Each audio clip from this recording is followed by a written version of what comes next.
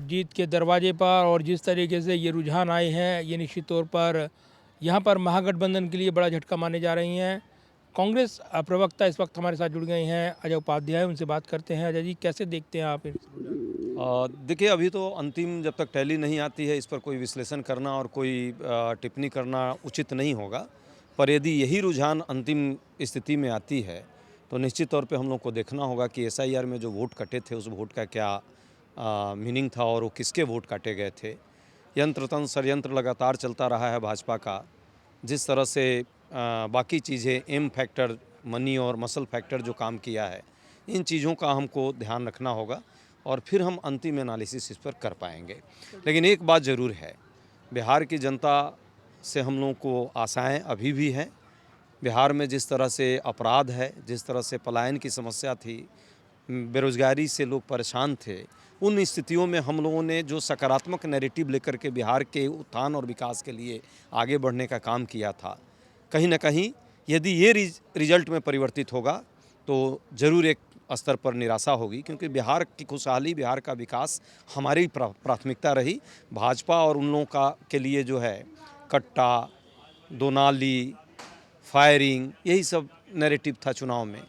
अब इसको अंतिम दौर में हम लोग इसका एनालिसिस कर पाएंगे, क्या स्थिति बनती है। वोट चोरी का नैरेटिव जो कांग्रेस ने और राहुल गांधी ने बनाया था, वो शायद बिहार में नहीं चला, ये कहा जा रहा है। देखिए, नैरेटिव चलने का नहीं है, वोट चोरी तो फिर चुनाव आयोग ने किया होगा। जिस तरह से लगभग 46 लाख वोट काटे गए और 3,66,000 वोट मसौदा तैयार होने के बाद जोड़ा गया है, तो यही तो वोट चोरी का नैरेटिव था।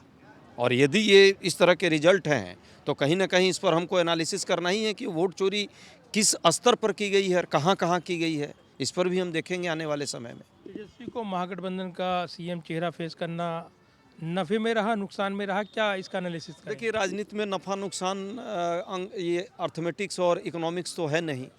इस पर भी विश्लेषण होगा यदि ऐसी कोई चर्चा होगी आगे, तो कि महागठबंधन की कहाँ कमी रह गई है, किन चीज़ों से हम जो है जीतते जीतते यदि इस स्टेज में आएंगे, तो अभी हालांकि कहना मुश्किल है और बाकी है, अभी समय आने दीजिए।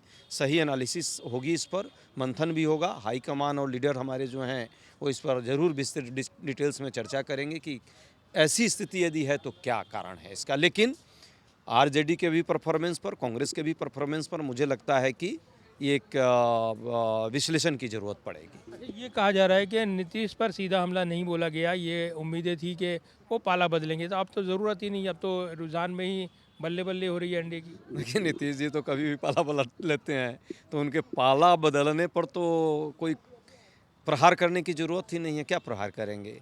कई कई बार पलटते हैं, फिर पलट सकते हैं, वो अपनी जगह पे है। पर सच जो है, बिहार के लोगों के लिए एक तरह से ये उन लोगों के लिए जो बिहार को खुशहाल बनाना चाह रहे थे, इस नीतीश जी की जो सरकार जो जिस तरह से अपराध शहरों में, राजधानी तक में चल रही है, अनंत सिंह जैसे लोगों का जो समर्थन इस सरकार को रहेगा, इससे लोग मुक्ति चाहते थे। और मुझे अभी भी भरोसा है कि जनता जो है, अंतिम जब टैली आएगी तो जनता का जो मतदान का जो आशीर्वाद है, हम लोगों के पक्ष में होगा। विश्लेषण ज़रूर हम करेंगे यदि ऐसी स्थिति आती है कि वोट चोरी कितनी की गई है।